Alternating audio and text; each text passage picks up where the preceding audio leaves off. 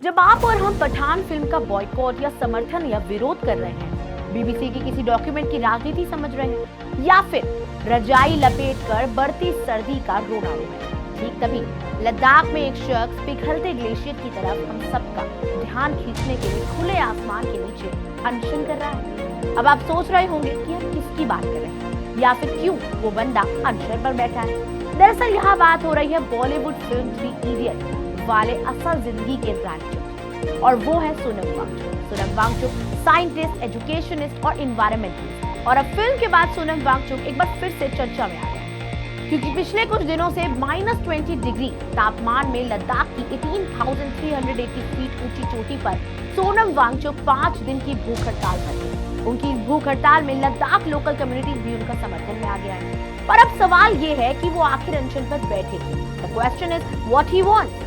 Indus river पर hydro electric power project के construction के विरोध में सोनम वांगचुक लद्दाख में हड़ताल पर थे। उनका मानना है कि इससे पर्यावरण और स्थानीय समुदाय को नुकसान होगा। वे मांग कर रहे हैं कि सरकार प्रोजेक्ट के कंस्ट्रक्शन को रोक दे और उसके बजाय ऑल्टरनेटिव या सस्टेनेबल सोर्सेज ऑफ एनर्जी पर फोकस करे। लद्दाख को अगर बचाना है तो फौरन कुछ करना होगा। लद्दाख और हिमालय की प्रोटेक्शन में ही भारत की सुरक्षा है और लद्दाख यूनियन टेरिटरी घोषित होने के 3 साल बाद भी नॉट वेल है।